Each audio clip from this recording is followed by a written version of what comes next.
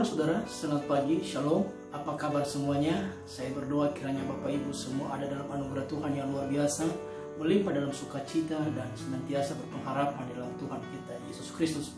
Senang bisa kembali bersama dengan Bapak Ibu dalam program Selalu Baru Tiap Pagi, suatu program yang hadir untuk memberkati Bapak Ibu yang rindu diberkati dengan firman Tuhan yang selalu baru tiap pagi, dan rindu dituntut oleh firman Tuhan di dalam menjalankan aktivitas sepanjang hari.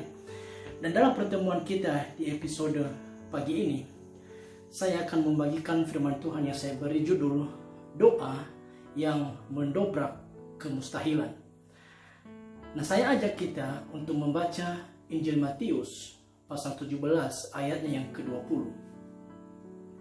Ia berkata kepada mereka, karena kamu kurang percaya. Sebab aku berkata kepadamu, sesungguhnya sekiranya kamu mempunyai iman sebesar biji sesawi saja, kamu dapat berkata kepada gunung ini, pindah dari tempat ini ke sana. Maka gunung ini akan pindah, dan takkan ada yang mustahil bagimu. Puji Tuhan.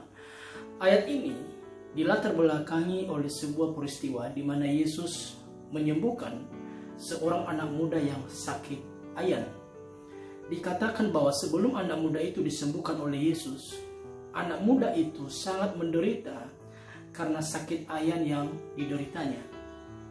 Sampai-sampai anak muda ini seringkali jatuh ke dalam api dan juga ke dalam air manakala sakit ayannya itu kambuh.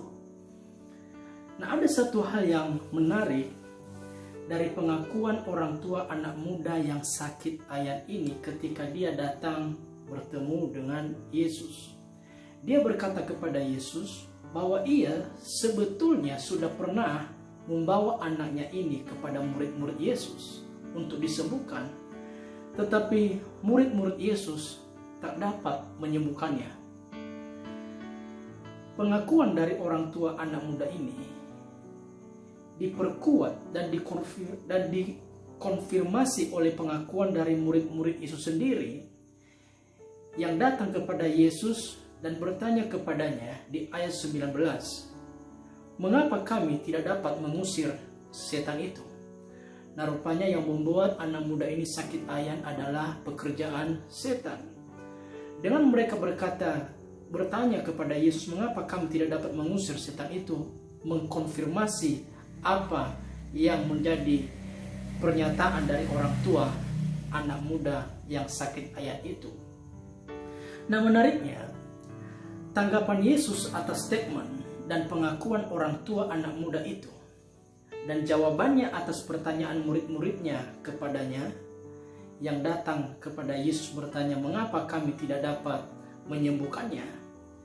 Yesus berkata, karena kamu kurang percaya. Saya ulangi kata itu, karena kamu kurang percaya. Artinya, Yesus sedang menjelaskan bahwa jika suatu doa yang dinaikkan kepada Tuhan dengan kurang percaya, maka doa itu tidak akan pernah menghasilkan apa-apa. Doa itu tidak akan pernah bisa mengubah keadaan. Hal senada juga ditulis oleh Rasul Yakobus di dalam Yakobus pasal 1 ayat 6 sampai 7, bahwa kalau ada seseorang yang meminta sesuatu kepada Tuhan, hendaklah ia memintanya dalam iman, dan sama sekali jangan bimbang, sebab orang yang bimbang sama dengan gelombang laut yang diombang-ambingkan kian kemari oleh angin. Orang yang demikian janganlah mengira bahwa ia akan menerima sesuatu dari Tuhan. Orang yang bimbang, orang yang ragu, orang yang tidak percaya kepada Tuhan tidak akan menerima sesuatu dari Tuhan. Jadi itu sudah jelas. Karena itu, Yesus mengajarkan bagaimana supaya doa kita menjadi doa yang penuh dengan kuasa. Doa yang bisa mengubah keadaan, yang menghasilkan sesuatu yang luar biasa, mengubah yang tidak mungkin menjadi mungkin.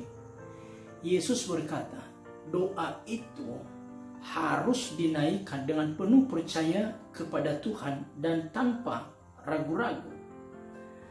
Iman inilah yang Yesus sebut sebagai iman sebesar biji sesawi. Sekiranya engkau memiliki iman sebesar biji sesawi, engkau dapat berkata kepada gunung ini, pindah ke sana, maka gunung itu akan pindah. Artinya apa? Doa kita harus naikkan dengan penuh percaya yang sungguh-sungguh kepada Tuhan. Nah, kita lihat bagaimana Yesus memberikan clue atau petunjuk yang mencirikan suatu doa dari orang-orang yang memang sungguh-sungguh percaya kepada Tuhan. Saya kembali mengutip kata-kata Yesus di dalam ayat tersebut. Sekiranya kamu mempunyai iman sebesar biji sesawi saja, kamu dapat berkata kepada gunung ini, pindah dari tempat ini ke sana, maka gunung ini akan pindah dan tidak ada yang mustahil bagimu. Tentu saja kita senang mendengar kata-kata itu, dan tidak ada yang mustahil bagimu. Itu Yesus yang mengatakan. Apa yang saudara lihat sebagai salah satu ciri dari doa orang percaya? Ciri dari doa orang yang percaya kepada Tuhan yang diperlihatkan oleh Yesus dalam kalimatnya itu adalah berani meminta hal-hal yang mustahil secara manusia karena dia tahu mungkin bagi Allah. Siapa yang bisa memindahkan gunung? Tidak ada. Tapi mengapa orang itu berani berkata dan memerintahkan gunung itu untuk pindah? Itulah yang disebut dengan iman sebesar biji sesawi. Iman yang percaya bahwa Tuhan sanggup melakukannya untuk dirinya. Di sini kita melihat perbedaan antara orang yang percaya kepada Tuhan dengan orang yang kurang percaya kepada Tuhan. Orang yang kurang percaya kepada Tuhan tidak berani meminta hal-hal yang cenderung ia anggap mustahil terjadi. Dan kalau toh ia berani meminta, di dalam hatinya sesungguhnya dia tidak percaya bahwa Tuhan pasti bisa melakukan hal itu dalam kehidupannya. Sementara orang yang percaya justru dia berani meminta dengan penuh keyakinan dan kesungguhan kepada Allah. Dan bahwa apa yang dia minta itu meskipun terlihat mustahil secara manusia, dia yakin mungkin bagi Tuhan. Nah, bagaimana dengan doa-doa saudara kepada Tuhan selama ini? Benarkah kita percaya kepada Tuhan? Saya ingatkan saudara bahwa cara saudara meminta dan apa yang saudara minta kepada Tuhan adalah barometer kepercayaan saudara kepada Tuhan. Mungkin hari-hari ini ada di antara saudara yang mendengar program ini sedang menghadapi persoalan yang berat dalam usaha dan dalam pekerjaan, sedang menghadapi jalan buntu, lalu saudara menyerah. Saya berkata kepada kita pagi hari ini, dengar firman Tuhan. Tidak ada jalan buntu bagi Tuhan. Tidak ada persoalan yang tidak dapat diselesaikan oleh Tuhan. Kalau engkau sedang bergumul dengan sakit penyakit yang mungkin secara manusia mustahil bisa disembuhkan, dengar firman Tuhan pagi hari ini. Firman Tuhan datang kepadamu bahwa Tuhan sanggup menyembuhkan penyakitmu. Kalau engkau percaya saat ini juga katakan amin. Tidak ada satupun penyakit yang terlalu parah yang tidak bisa disembuhkan oleh Tuhan. Apapun pergumulan hidupmu, mungkin sepertinya mustahil untuk ada jalan keluar. Bagi Tuhan selalu ada jalan keluar. Tidak ada perkara yang mustahil bagi orang yang percaya kepada Tuhan. Yesus berkata, sekiranya engkau memiliki iman sebesar biji sesawi, kamu dapat berkata kepada gunung ini, kamu dapat berkata kepada kemustahilan hidupmu, pindahlah ke sana, maka gunung itu akan pindah. Kemustahilan itu akan terdobrak karena tidak ada yang mustahil bagimu. Demikian kata Yesus. Saya akhiri renungan ini dengan sebuah kisah. Suatu hari, seorang raja yang memiliki wilayah kekuasaan yang luas pergi melakukan perjalanan dengan menunggang kuda terbaiknya bersama-sama dengan para pasukannya. Di perjalanan ia berhenti dan menjumpai seorang petani. Sang raja kemudian berkata kepada petani itu, "Aku seorang raja yang kaya dan berkuasa. Aku akan memberikan kesempatan kepadamu untuk meminta sesuatu dari saya. Apa yang Bapak inginkan?" Sambil memberi hormat, petani itu berkata kepada raja, "Aku ingin kuda yang tuanku raja tunggangi itu." Lalu raja itu berkata, "Kalau begitu aku menolak permohonanmu." Para pasukan raja itu tertawa senang karena raja menolak permintaan daripada petani ini. Raja itu kemudian meneruskan perjalanannya bersama-sama dengan para kesatrianya. Tak berapa lama kemudian, raja ini berhenti lagi. Dan di situ dia menjumpai seorang pedagang yang lewat di jalan itu. Dan kembali raja itu melemparkan pertanyaan yang sama kepada pedagang itu. Bapak, aku akan memberikan kesempatan kepadamu untuk meminta sesuatu daripadaku. Apa yang Bapak minta? Lalu dengan suara terbata-bata pedagang itu menjawab, Tuan, aku ingin memiliki kuda yang tuanku raja tunggangi itu. Tapi lagi-lagi raja berkata, kalau begitu aku menolak permintaanmu. Raja itu segera berlalu. Lalu para pasukannya kembali tertawa senang karena pada akhirnya raja menolak mengabulkan permintaan pedagang itu. Kira-kira 1 jam kemudian, dalam perjalanan kembali mereka bertemu dengan seseorang. Kali ini adalah anak muda. Raja itu turun dari kudanya, lalu dia menawarkan hal yang sama kepada pemuda ini seperti kepada kedua orang sebelumnya. Lalu anak muda itu sangat senang, sangat gembira, dan dengan penuh semangat dan tanpa ragu, dia begitu yakin akan permintaannya kepada raja. Dia berkata kepada raja, aku meminta yang pertama, menginginkan kuda tuanku yang tuanku tunggangi itu. Dan yang kedua, aku ingin tinggal di istana.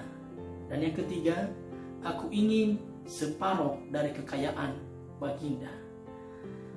Tanpa berlama-lama, dengan cepat raja itu menjawab, permintaanmu dikabulkan. Semua yang engkau minta kepadaku akan segera menjadi milikmu. Para pasukan pengawal raja itu terkejut dan terdiam 1000 bahasa. Mereka bertanya-tanya, mengapa sampai raja mengabulkan permintaan pemuda ini? Salah satu dari mereka datang kepada raja itu dan berkata, Tuan, mengapa tuanku mengabulkan permintaan pemuda ini? Raja tersenyum dan berkata kepada mereka, aku sangat senang dengan permintaan pemuda ini. Sebenarnya aku bosan dengan permintaan yang biasa-biasa.